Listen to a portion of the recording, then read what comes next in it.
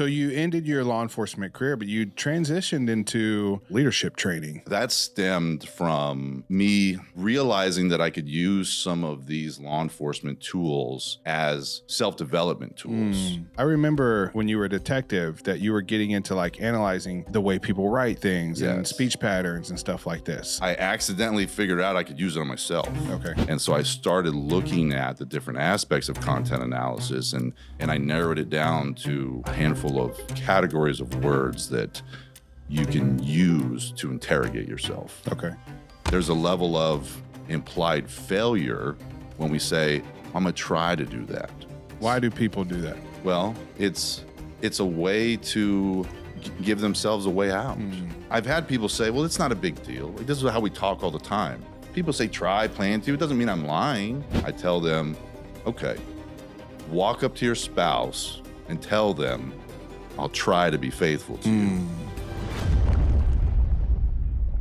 What's up, guys, and welcome to the March or Die show. This is a show where we do our best. It's all we promise, to do our best, to give you the perspectives and principles to step forward, to take action and march when it would be easier to stay where you are and die.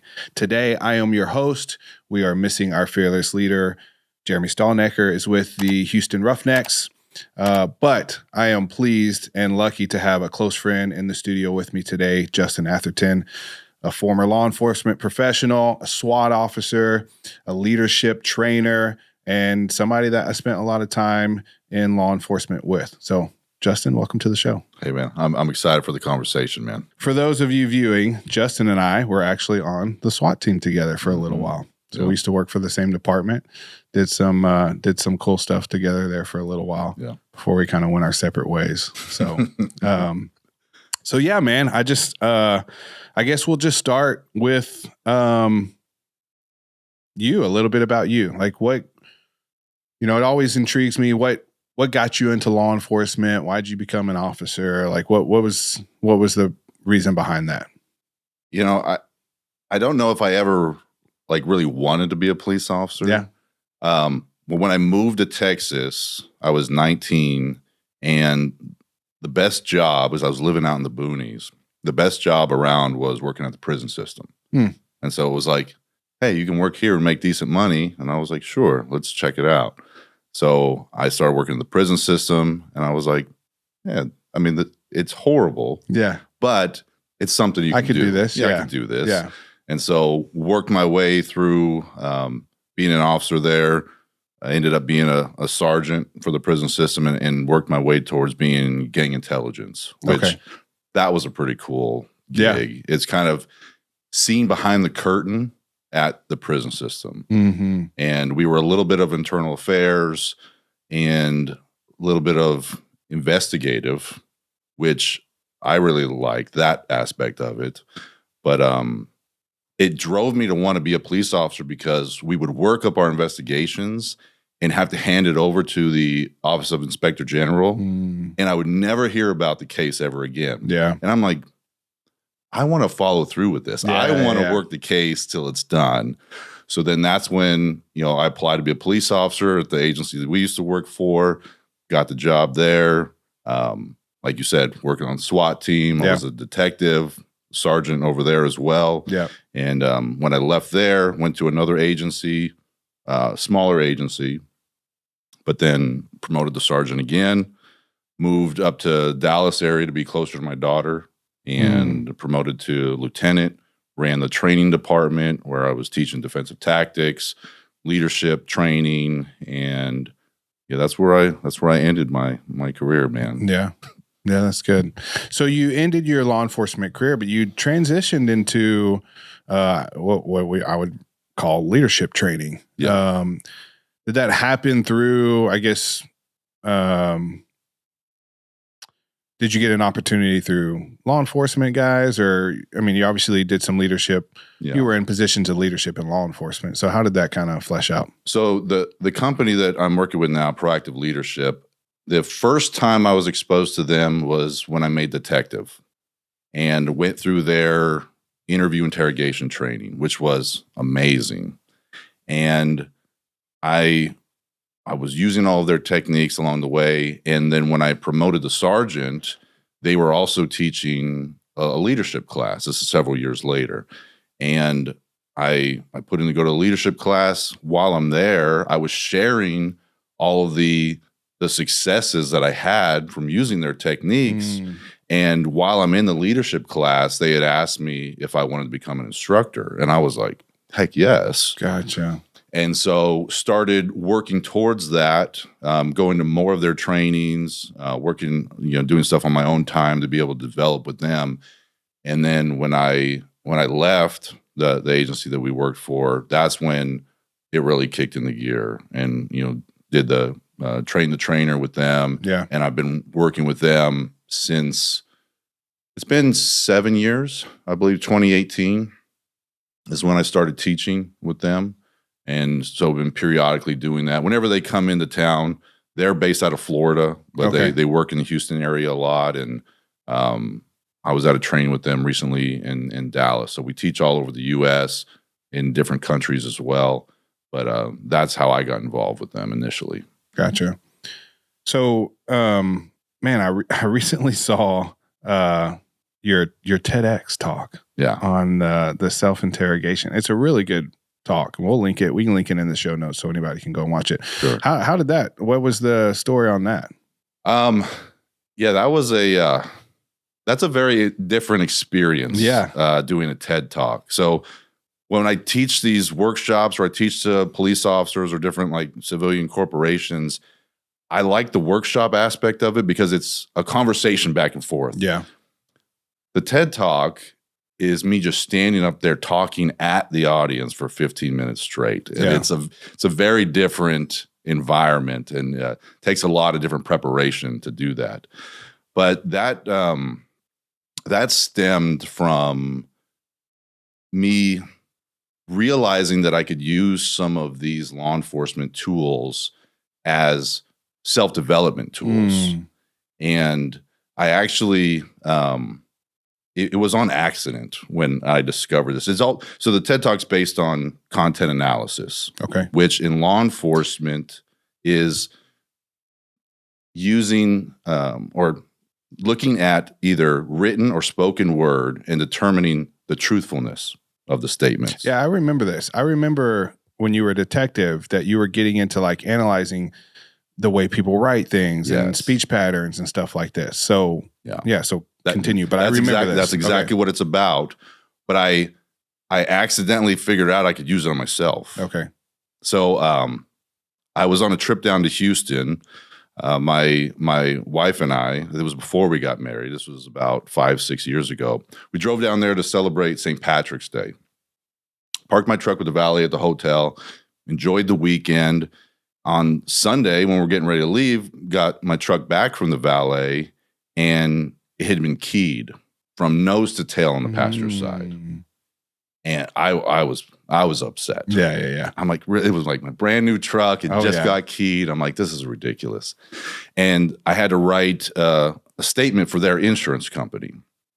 And as I'm writing, I'm saying, I drove my truck to Houston. I gave my truck to the valet. At the end of the weekend, when I got my truck back from the valet, the truck was keyed. And a key aspect in content analysis is when pronouns change. So it was my truck, and all of a sudden changed to the truck. You became to distance yourself. Distancing language, but it was like, why is it distancing language? Well, after it was damaged, I didn't want it anymore. It's the truck. I don't want it. Take it. And I'm in the middle of writing my statement. I'd stopped, and I was like, wait a minute. I've trained people on this. Like I've used this to analyze other people's statements, like you said. But it still came out of me in real time. Yeah. And so like that was the light bulb that went off. It was like, how can I use this on myself? Yeah. And so I started looking at the different aspects of content analysis, and I narrowed it down to a handful of categories of words that you can use to interrogate yourself. Okay. So let's dive. Let's give a little mini TEDx here. I mean, I want you guys to go and watch the TEDx, but let's talk about that. How can somebody practically do that? What are some ways to start to interrogate yourself? Sure. So I introduced it in the talk, the WAVE method. Okay. So step 1 is the words. Step 2 is awareness. Step 3 is verify. And step 4 is engage. So the words part is understanding the categories of words that we need to avoid. So the main 3 that I focus on are stop action verbs, equivocations, and absolutes. So the most important of those 3 are stop action verbs. Started, planned to, meant to, want to, need to, try. Yeah. And I joke about it here in the South, we say fixin' to. Fixing to. That's another right. one. Yeah. So when we use these words to talk about the actions we intend to take, it creates a plan B. There's a level of implied failure when we say, I'm going to try to do that. It's like, I'm going to plan to start eating better. Like, okay, well, are you going to do it or not do it? Yeah. So those are the most important ones. Why do people do that? Well, it's a way to give themselves a way out. I don't want to commit to this. Yeah. It's like, well, I'm gonna try it. Yeah. And if I fail, okay. Then it's okay because I gave myself that option. You gave yourself the option. Yeah. But if you actually analyze, this is where the interrogating yourself comes in. Do you really want to do it? Is this something that you want to complete, or is it just something you're saying that sounds good? Yeah. Hey, I'll try to be at your party on Friday. Okay. But you hear it too. I should be able to make that. Yeah, I might make it, right? All these words that are undermining us. Yeah. Because I don't want to tell you no because I feel like I'm going to hurt your feelings, to where you would respect a no better. If I said, hey, Sean, I can't make it on Friday. I've got another commitment. Yeah. If that doesn't pan out, I will be at your party. Yeah. But right now it has to be a no. Is this a learned? Is this a learned thing? Like, where do we get this? And maybe we're going back too far. But like, I mean, I'm curious now. How does this happen? Are we teaching this as parents to our children? Like, how does this? I have to assume that that's happened. I'd love to know like where it comes from. Maybe it's a politeness to the way that we speak. Yeah. But think about this level.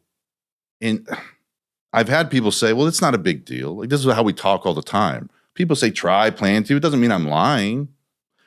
And the challenge I give to anyone that is a skeptic, I tell them, okay, walk up to your spouse and tell them, I'll try to be faithful to you. Or I'll plan to be faithful to you.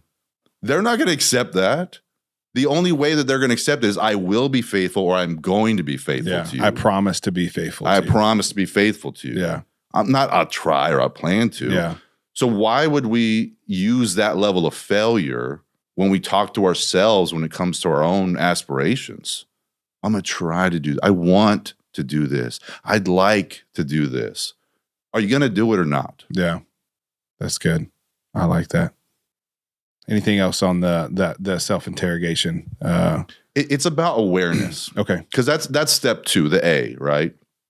Because I've had people say, well, do you suggest that we should just remove these words from our vocabulary? No. It's still going to be relevant to say, hey, I started a new project. Now, hopefully you will finish it. Yeah. But it's still relevant to use those words. The biggest piece is the awareness aspect of it. Okay. When you hear yourself say it in real time, go, I'm going to try to do, do I want to do this? Is this something I really want to follow through? And catching yourself in the moment saying, hey, I plan to go to the gym. No, I will go to the gym today. It changes how you behave. Yeah. When you interrupt that undermining thought and you replace it with like definitive language, it changes the way you behave. Now you will. You just made a promise to yourself. Yeah. And now I have to follow through it because I told myself I will do this today. Yeah. It makes me think about like, if we operated this way, it would make us, obviously it would, I feel like it would make us meet our commitments more. Yes. Because we're giving ourselves a way out, right? Always, is what we're doing. Constantly. Right? And so it makes me think something that I'm really big on right now is, and I don't do it perfectly, but I'm really busy season of life right now. And I've been practicing time blocking. Like I write down in my calendar, like this time frame is dedicated for this task, yes. right? Yes. And I feel like if we could even take this back to, hey, how can you plan your day out? How can you use this tactic to better plan your week, your day, right? Mm-hmm. Because I think if we started using these type of words and held ourselves accountable to, because again, like transparently, I feel like I said this recently to somebody inviting me to something. I was like, yeah, I should be able to make that, And it's because honestly, because I'm so busy right now. Yeah, you don't know that I'm not sure. Sure. But if I were to go and look at my calendar and look at my time blocked out, then I would know, yeah, I can make that, or no, I can't make that. And so anyways, it's kind of self-convicting for me. I mean, I love this because I am very big on like, hey, in order to become successful in life, we need to create strategies for success. Those strategies include a plan, an operation plan, whatever you want to call it, right? Yes. And that is going to mean that you have to sit down and catalog, write down what that plan of success looks like, and then hold yourself accountable to it. And this is kind of a different trail, but it kind of meets to me is like, hey, how we speak and talk can very much impact whether or not we feel like we can make this commitment or not. Yes. So anyways, please continue with the WAVE method. Yeah. I there's so many different avenues we can and you go can there. speak on that too. Yeah. I mean, feel free to dive into that. We'll finish the WAVE part because you kind of touched on some of these aspects already. So the V is verify. So this is something I tell my clients before we send out an email or text messages, or maybe it's communication to our clients. Oh yeah, this is verify. Verify it. Read back through. Are we saying undermining language in our marketing? Are we saying it in our email? I'm going to try to do this. You just have a verify level for yourself because you're not saying it, you're typing it out. And again, we're typing out what we're normally used to saying, our conversational aspects of it. Go back and read it. When I send an email that's going to go to numerous people, I probably read that dang thing like 10, 12 times. Yeah. Let me dissect this. Yeah. Oh, this can be misunderstood here. Let's change it to this. So the V is very important. Okay. To verify the content before you push it out. The E, you talked about this a little bit, but this is that engage with the accountability partner. Like, you have to involve other people in your life in this because you're not always going to be able to catch yourself. And so sharing this with your business partner, your spouse, and saying, hey, I need you to help keep me accountable for my words. When you catch me saying, I'm going to try or plan or I should, I need you to point it out to me so then I can make a choice whether to correct that language or not. So having that accountability partner, engaging with someone else that's going to hold you to that level, that is the most important part of applying the WAVE method. Yeah. Yeah, that's powerful. We talk a lot about accountability at Mighty Oaks. We call it your cornerman, staying in contact with your cornerman, right? Yeah. Somebody that can hold you to an extreme level of accountability. Somebody that you've invited into your life. Yes. And said, for the purpose, like, I am inviting you into my life so that you can hold me to this level of accountability. Yes. Because transparently, we don't do that with very many people, if any. The average person doesn't really allow somebody to speak to them on an extreme level of accountability. Yeah. And accept it as an opportunity to grow without offense. Well, it's uncomfortable for people. Yeah. And it's one of two aspects. It's either it's uncomfortable for me to have that type of conversation, or I feel like I don't want to make you feel uncomfortable. Yeah. But like you said, you have to invite that person in and say, hey, these are the standards that I want for myself. Can you please hold me to those standards? Yeah, that's good. Well, without completely going into the TEDx talk, because we want people to watch that. Definitely watch that. That's just a little teaser. But I do want to kind of transition a little bit into, obviously, the work we do at Mighty Oaks. We serve, military first responders who are dealing with, trauma. And, we know that in those communities, there's a high impact of trauma. And not to mention the trauma that they probably brought into their career before they ever impacted or dealt with any type of, issues on the job. So I guess let's talk about ways that, and it doesn't have to just be a first responder, right? It could be a professional, but let's just talk about ways that somebody can use some of these techniques to overcome trauma. changing the way you speak to yourself, I think, is a huge aspect for people that are feeling stuck in whatever that emotional place that they're at. Because what's the story that they're telling themselves? I'm no good. I always do this. I'm just whatever that is, right? Yeah. When you use these methods to change the way you speak to yourself, you realize you're lying to yourself, right? And when you start listening to the words that you're using, you get to ask yourself, you get to be your own detective and go, is this true? Is there any basis for this information? Yeah. Is this serving me? Like, are these words just something I've conditioned myself to say on a repetitive basis? And so for anyone that is feeling stuck, or maybe they've dealt with something traumatic, changing the way you speak to yourself is that first step of gaining that power back and be able to move forward to better things. Yeah.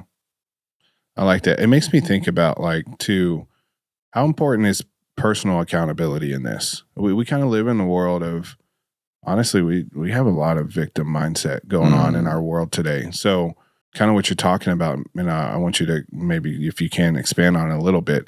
Is it important to recognize your role in what's going on and how you're acting? Because a lot of times we could say, well, that person, put an unexpected, reasonable expectation on me. And so it's that person's fault, right? So maybe, is there a personal accountability importance? 100%. Yeah. Jocko talks about it, like that extreme ownership, right? Yeah, for sure. So my experience with this was kind of my realization that I was behaving in ways that I didn't really understand the impact of. This was when I was actually forced to leave the agency that you and I worked for. Yep. And this was a very interesting time for me because it put me into a lot of depression because I really did have my identity tied up in the job. Like, I am a detective. I am a SWAT officer. I am a supervisor. And I remember someone bringing this idea to me that you are responsible for everything that happens to you. I was so resistant to that. I was like, no way. This person did this to me. This person set this up. It's that person's fault. And I remember I'm driving in my truck. It was raining.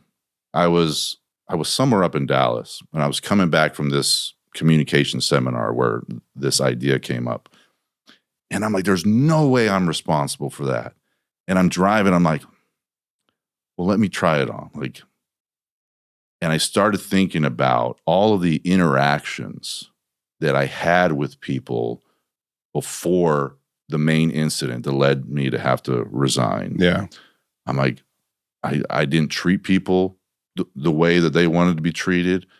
I remember I've talked about this on other podcasts. Like, initially when I was a police officer, and maybe you saw this working with me, but I was just about the job. Oh yeah. I was like, if you're not on my level, get off my scene. Yeah. It's like, hey, no one could say anything bad about my work product. Yeah. But I wasn't a nice person to be around if you weren't on that same level. Yeah. And so I look back at all those moments on how I treated people and realized that it was a domino effect to the moment to where I was asked to leave. And I was like, damn, I am responsible for it because of all of the other aspects that I was involved in, the choices that I made years prior until it was this final incident that happened.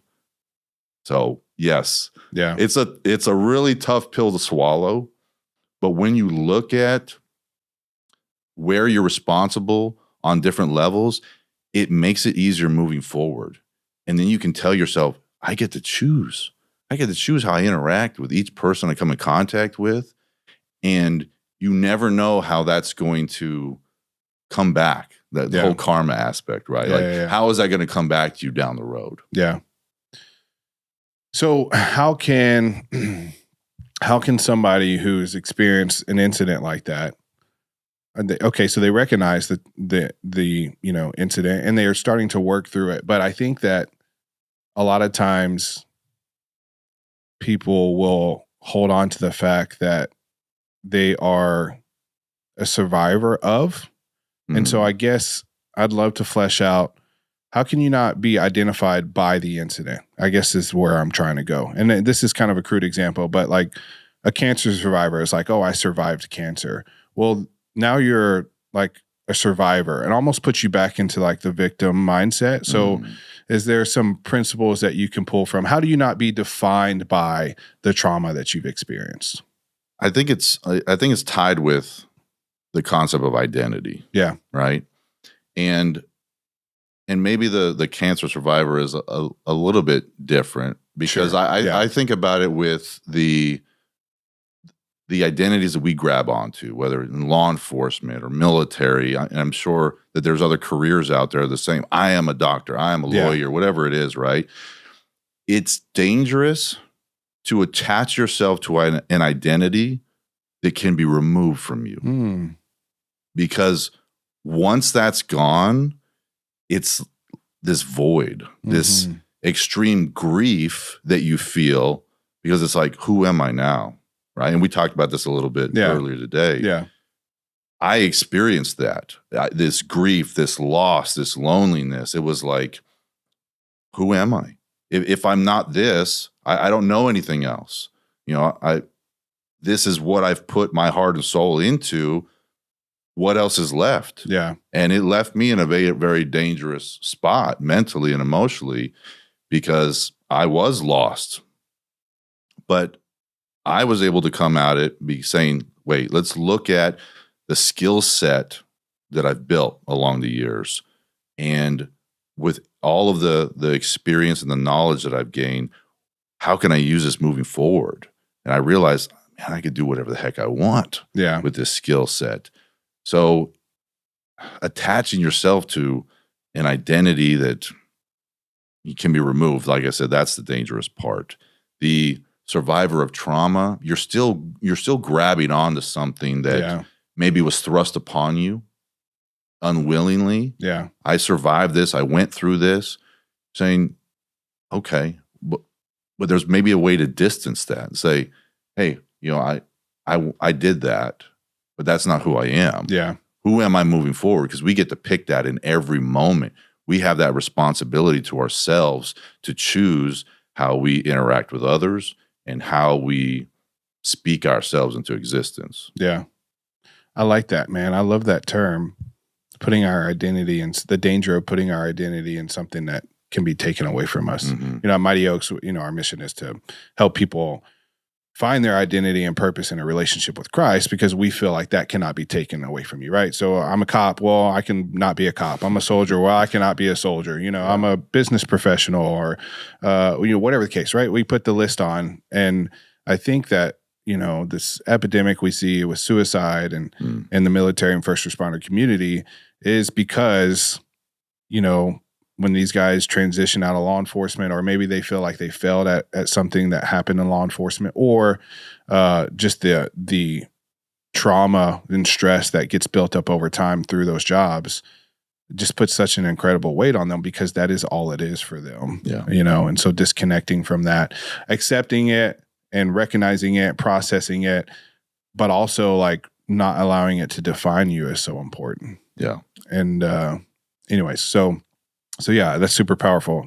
The danger of allowing your identity to lie in something that can be taken from you. I'm going to steal that, please do, and take it for a little while. So I want to talk more about break down, what's the cognitive interview process. This is you kind of working in this world now, and proactive leadership, what you guys are doing. Yeah. So what is that? What is the cognitive interview process? Yeah. So within proactive leadership, this is one of our staple programs. It's an interview tactic that was developed in the late 80s by Dr. Geiselman. We call him Dr. G. He's a funny guy. But he helped us develop our curriculum, which we teach to law enforcement and outside of law enforcement as well. So the cognitive interview is a technique to use memory enhancing techniques to have a non-confrontational interview with someone. Because all of the police interviews that people see on TV, it's that you have to tell me the truth. Like, it doesn't work. Yeah. Right. And so using the cognitive interview in the right way, there's a lot of people out there pushing out the cognitive interview that only teach portions of it, or they teach it in the incorrect order. We actually have been signed off on by the creator of the cognitive interview on the process that we use. But it's a very long process about setting up the interviewee to recall the most accurate, detailed information. Is there anything you can share about like how to do that? Like, what is the process or principles that you would follow? So first thing is the setup. And most of the time you have the interviewer that wants to make it nonchalant, like, hey, this is only going to take a couple minutes and we'll get through this. We teach the opposite. We're like, hey, this is going to take a long time. Like, do you have a few hours to set aside for this? Because this is not a short process, okay? We're going to go into a lot of depth and detail about, the incident that you went through. And so I want to make sure that you have enough time set aside for this, right? The first part after that is setting them back into the mental state of whatever that incident was. Like, hey, I want to take you back to that day. What was the weather like? You remember what you were wearing? What time of day was it? And put them back in that mental position and giving them the ability to tell their whole story from beginning to end without any interruption. And say, hey, I want you to tell me the whole thing. I'm not going to interrupt you. I might take a couple notes, but I just want you to tell everything. Start about 20, 30 minutes before the incident happened and go all the way through your story. And what we find is most people have never told their story all the way through without being interrupted. Because what happens when we have a conversation? Well, hey, what about this? Well, tell me more about that. And so they actually recall a lot of detail that first time through. And then we break it down and say, okay, I'm going to paraphrase it back to you. If there's anything I got wrong, please stop me and correct me, because I want to make sure that we have all the details correct on this. And so then I will reframe their story using their words. Sure. We don't want to change it into our own words. If you're talking about your father, I'm not going to say your dad. Yeah. Right? So I'm using your words for the story, reframing it back to you, making sure that I have all the details, and you confirm, okay, yeah, that's accurate. Great. So now we're going to go back through it, but we're going to go through in sections. We call it funneling. So I want you to start at the beginning of the story. We're kind of going to go 2 steps forward, 1 step back. And we do this process throughout the whole story again, getting into extreme detail throughout this process, and go through the whole story again. And again, I'm going to reframe it to them and make sure that I have all the details. Some other aspects that we do in there, we can have them tell the story in reverse. And going through, we find that actually induces some memory recall for people as well. They're like, oh, I forgot. Yeah, this happened right before this. It's a little awkward for people to tell a story in reverse, but anyone that's being truthful will be able to do it. Yeah. Now, someone that's being deceptive is going to have difficulty telling a story in reverse because they're not actually recalling it. Yeah. So that is one that we set up for them. We could even have them stand up and act out a part of it. Oh, you said you're opening a door. Well, which hand did you use? Oh, I don't. And when they're sitting down, their body's not really remembering. Well, we'll stand up. Show me. And then it's like, oh, okay, well, I was standing like this and I opened the door with my left hand. Okay, great. We may have them draw a picture of where they were at inside of a building. Were you down this hallway here? What did this room? Was there anything else in here? They're all different memory recalling techniques. And it doesn't matter if this incident happened 3 days ago, 5 years ago. We have seen that it helps people recall with 35 to 40% more information than they initially remembered. Yeah. And one of the other aspects that we plug into the cognitive interview is a tool called the emotional matrix. because what happens in these traumatic incidents is we have a lot of emotions come up, and it's a tool for people to be able to process emotions out, because that's how we get from the amygdala part of our brain, which is that fight or flight where all the emotions come from, into the cognitive part of our brain, the prefrontal cortex, to be able to actually recall the truthful, accurate, detailed information. So that's just a brief summary. No, it's good, man. I want to touch on a couple things because it's pretty powerful. One, I guess, is, so obviously we're talking about interviewing people. This could also be a process that people walk through to recover from trauma, correct? Yes. Okay. Yes. So they could walk through this process. I mean, what is the power of that storytelling process for like a trauma survivor? So what happens when people experience a traumatic event, they experience very intense emotions. And most of us don't have the ability to articulate the emotions that we've experienced. We put people through a process linked with the emotional matrix, and I'll go into that in a little bit if you want. Yeah. Where we're demonstrating to them their lack of an emotional vocabulary. And so we set up a scenario for them, and we're like, write down as many emotional words that fit into these 7 categories, and we give them 5 minutes. How many emotions do you think they write down? Give me a ballpark. 5. I mean, 5 to 10. Oh wow. Okay. If they do 10, it's actually on the higher side. I was aiming low, like thinking what was probably a low number. I would think 5. So think about that, like 5 to 10 emotions that we just operate from. Yeah. When there's hundreds and hundreds of emotional words out there that we don't use. I think the highest I've seen in a class was a woman that wrote down about 25 or 30. Oh, wow. But she had had a lot of training on emotional intelligence, Gotcha. right? Yeah. But even that, 20 to 30, when there's hundreds of words out there, Yeah. we are not using an in-depth emotional vocabulary. And what's the number one for guys? I'm fine. I'm okay. I'm good. Right? I laughed at one guy. In every single category, he wrote, what did he write? I think it was something along the lines of fine in all 7 categories. I'm like, that's not how this works. Yeah. We got nowhere, bro. We've Yeah. done no work here. So it's about helping people establish that emotional vocabulary so you can process out these emotions that you're stuck in. Because you can think about an event that happened 5, 15 years ago, and those emotions are still there, right?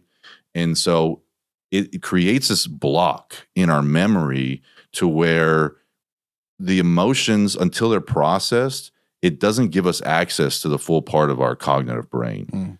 And so when we use that tool, it helps people break down that barrier to process this out. And we've seen it help with memory recall. Yeah. Oh man, I forgot about that detail. And it's almost like a pressure valve release. When you really get to the specific emotion that you're feeling, it's like this physiological release that you feel. You're like, man, I got that out. I feel better. Yeah. Just by identifying it. Yeah.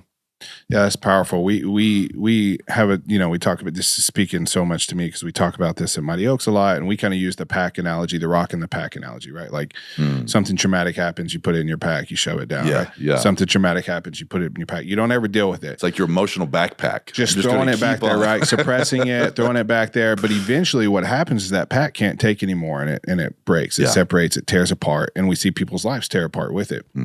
To me, it sounds like what we're talking about is like almost like we're recognizing that rock, right? And now we're gonna dissect it. We're gonna chip it up. We're gonna break it down. Yes. We're gonna turn it to dust, even maybe. So that's pretty powerful. I can tell you, man, personally, and I experienced this. These are all shameless plugs for Mighty Oaks, but I experienced this through Mighty Oaks. They do it. There's a storytelling type testimony process, and I've at this point, even when I went through the program at Mighty Oaks, I had been doing a decent amount of work on, just processing emotion and stuff like that. But I had never wrote my story down from like beginning to end. And I did that, and it was pretty and it wasn't even in a structured way like what you guys are guiding people through. It was more of just like a, self-guided. Go self-guide and write your story down, your testimony, right? And so most of us, our testimonies start from, our story starts from when we're a child, it makes sense, right?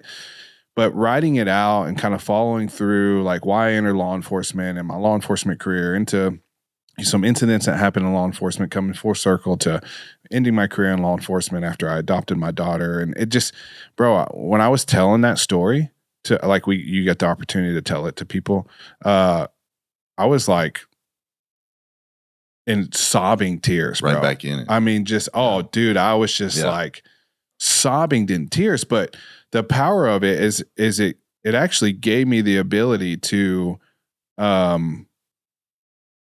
really process a lot of those emotions that I thought I had already processed. And I think I did to a point, but I think I still hadn't fully processed those emotions. I hadn't fully it's almost like I had never spoken it, so it was not truth.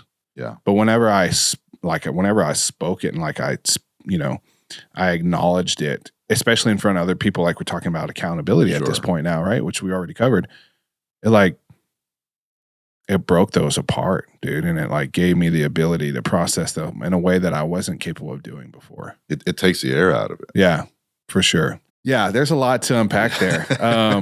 Tell me more about the emotional matrix. You were talking about the emotional matrix. Let's talk about that a little bit more. So this is based off of Dr. Paul Ekman's work with microexpressions. So there's 7 universal emotions that we all express in our face, regardless of where we're from on the planet. So happiness, sadness, fear, contempt, anger, disgust, and surprise. Okay. So think about those as the umbrella emotions. Okay. So those 7 are listed on the left side of our emotional matrix. We experience those 7 emotions in different intensity levels. So let's say high level happiness would be elated or exuberant, right? Moderate level would be joyful or thrilled, and a low level would be pleased or fine, right? Yeah. All right. I'm good. You think about anger. A high level anger would be like irate. Well, moderate could be mad or annoyed, and a low level could be bothered, right? So we experience these emotions in different intensity levels.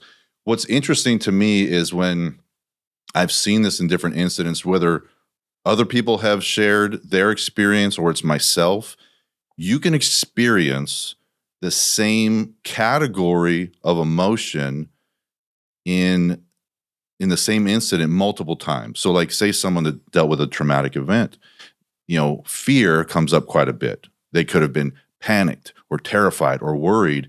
Each one of those emotions is going to be caused by a different reason.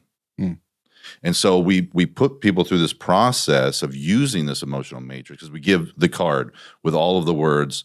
It's not an all-inclusive list of words, but it's enough to give you a solid foundation for an emotional vocabulary. Yeah. Because your emotional vocabulary is the foundation for your level of emotional intelligence. If you don't have words to use to describe your own emotional state, then you're not going to be able to manage those emotions or navigate those emotions. And then the next level is helping other people manage their emotions. You're not going to be able to do it if you don't have that emotional vocabulary. Yeah. So we give you that emotional vocabulary. And how we ask people to use this, it doesn't necessarily have to be a traumatic event, but it can be. It could be a rough conversation you had with your wife. It's like, put yourself back in that mindset and scan over the card, and any word that you pause on, write it down.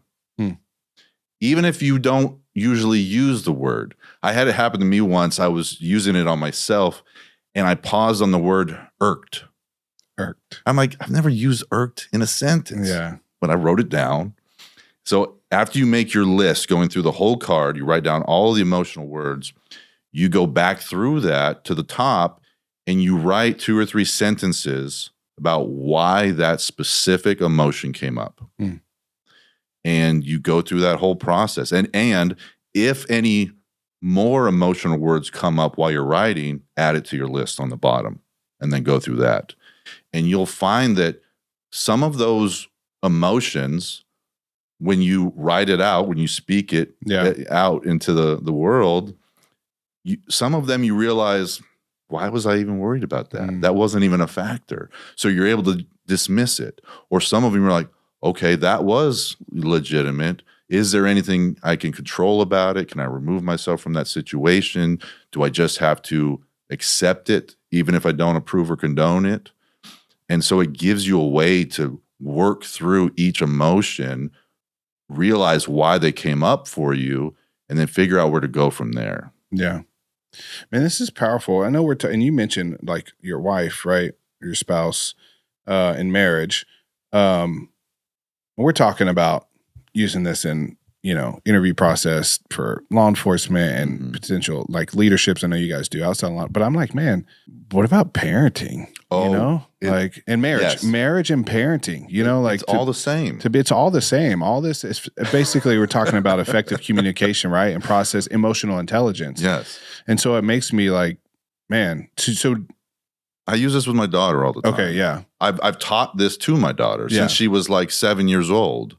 So I've talked about this in other leadership classes too. To me, there's no difference between leadership and parenting. Yeah. Same skills, just different context. Sure. And so when you have a rough conversation with your kids, or they charge up emotions in you, right? Because as parents, we have to be able to like, okay, I had my daughter, what did she say to me? She said something that was out of pocket about a month or so ago, and I had to pause because my initial reaction was rage. And I was like, said, I don't like how you just said that. So go ahead up to your room and we'll talk about this in about 10 minutes. Yeah. Because I knew that anything coming out of my mouth was not going to be productive. Yeah. Because I felt it physiologically, the anger that was triggered by whatever she said. Yeah. And I'm like, I need to process this before we have a respectful conversation about how to move forward. Yeah, that's powerful, man. It makes me, it just makes me really think about the power of this in marriage, especially in marriage and in parenting, or, outside of leadership and law enforcement, whatever. Do you guys teach? I mean, what if somebody's just a parent or a husband and wife? Can they come to a class through proactive leadership? How does that work?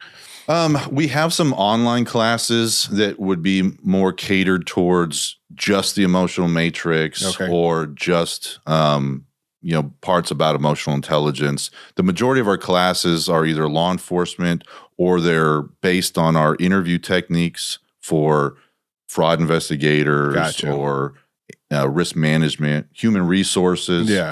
People that are having those conversations to be able to get to the truthful, accurate, detailed information. Yeah, I think for parents, you make me think about wanting to put together a course for parenting. I'm just starting to think, dude. You've got like we got to that launch ball parenting in a freaking spouse program, bro. I think all of the skill sets would fit very perfectly into that. We just haven't created it on our end yet. Yeah, for sure. Well. Great idea. Yeah. I'm going to steal that from you. That's going to start happening. Oh, man. Oh, dude, so much we could probably sit here and talk for a lot longer on this. And we can definitely develop, in future episodes. But I guess, kind of to start closing out, what is the first thing somebody does when they feel stuck, when either they've had a traumatic, incident and they're feeling these, issues arising from that? Where do they start? I mean, how do they start processing this stuff? You have to get specific with the emotions that you're feeling. Because most of the time we use words like, I'm frustrated, or I'm just concerned about this. Those type of words are like using a shotgun to try to identify your emotional state, where we have to be the sniper and be like, no, I'm worried about this. I'm anxious about this. I'm upset about this. You have to get specific. Stop using these catch-all words or get out of your comfort zone of just saying, I'm fine. I'm okay. that's not going to work. And like you said, with your like emotional backpack, that's all you're doing is cramming it down in there. Yeah. So using this emotional matrix, and I'll send it to you so you can share it with your audience. So like I love to share that with everybody because it's a tool that we all can use, parents, leaders. Yeah. And I have it on my phone myself. And I just go through it and I'm like, hey, what emotions am I feeling right now? Because it could be before you walk in the house at the end of the day. Maybe you had a rough day. Yeah. You pull up in the driveway and you're like, what am I feeling? This isn't something I want to bring home. Yeah. So you sit in the driveway and you're like, let me process it. Well, I'm worried because of this. I'm a little anxious because of this. I'm bothered because of this. Okay. Nothing I can do about it here. And my wife doesn't need any of that. Yeah. And so it's a quick way to just process it. Now you may have to go back. Sure. Because some of these Dissect conversations, it's like it just starts the process and you're going to have to go back into more depth about it, but at least gives you a little bit of that pressure release. Yeah. To go into your next meeting, to walk into the front door of your home and not be on edge. Yeah. I like that a lot. I practice that sometimes. I come home and I still have to sit in the driveway and just be like, okay, there's a long day, stressful day, whatever the case may be. And like, because there, and this is bad about law enforcement, right, too. And we can both speak to this. Like, I don't want to bring law enforcement home. I don't want to bring what I do at work. And I'm speaking to law enforcement, but you could be a leader or an employee at any job, Yeah. Like, we need to be able to process the things that have happened. And then it's almost like, okay, now I'm going to process. I'm not going to shove this in my backpack. I'm going to process this. I'm going to dissect this a little bit, so that I can then now go be a husband and father, so that I can excel in this role without carrying this trash that I've just, built up during the day. Sure. And I think that's pretty important. So I like the precise, like sniper, like, hey, what am I feeling? Why am I feeling this? Let me take a couple breaths. Is this really a big deal? That's something that helps me a lot. It's like, is this actually a big deal? Well, let me share. So, this is something I created for my daughter. Yeah. I call it's CRAM. It's just an acronym. Control. What can I control for this situation? Sometimes you can't, right? So you look at a situation. Is there anything I can do to make this different? If you can, do it. If not, you move on to step 2. R. Can I remove myself from the situation, or do I want to? Is it something I want to persist through, or is it something I'm like, I just need to walk out the door? Okay. You can't control anything. You can't remove yourself from the situation. I have to accept it. Now, this is where people get stuck, because acceptance does not mean that I approve or condone of what's happening. It just means that I'm accepting it as reality. So I can't control the situation. I can't remove myself, or I'm choosing not to. I have to accept it for what it is. Last one is just move on. What's next? And it's a simple process. I created this for my daughter when she was like 6, and I laugh because I'll bring it up to her nowadays and be like, "Hey, well, go through that process." She's like, "I'll just accept it." I'm like, "No, hang on, don't skip to the end. Let's look at what can we control? Can we remove ourselves, or do we want to?" And so that is something I created for her. But man, how useful is that? Yeah, it's good, man. It's really good. Yeah, I like that. Good stuff, man. What about, how can people, what if somebody's like, man, I want to get you guys on to come teach at this or whatever that, how can people find what you're doing? Sure. They can either reach out to proactiveleader.com through there. My website specifically is Justin W. Atherton. And you do speaking too, right? So guys can get you to come out and speak and do that kind of stuff. I love getting up in front of people and speaking. I've created a keynote speech that's based off of my TED Talk, The Suspect Within. So that one, it really goes into more detail, because cramming all of that information in the 15 minutes was just the tip of the iceberg. Hard, just tip of the iceberg. For sure. Yeah. Cool. Any final thoughts, man, before we close? Anything else you'd like to add, or we went? There's so many different avenues we could go down. And then we barely scratched the surface. Well, I'll have to come back down and we'll do it again, man. We'll go into more detail. Cool. We'll do that for sure. We'll flesh it out a little bit more. So cool. Well, I appreciate you coming out, man. Guys, if you are watching this episode, please subscribe, give us a like, make sure you follow so that you don't miss any future content. And remember, when life is hard, when you're getting smacked in the face, when you're dealing with these issues and this trauma that we all deal with, you have two choices. You can take action, you can move forward, or you can stay where you are and die. The choice is yours. We'll see you guys next time.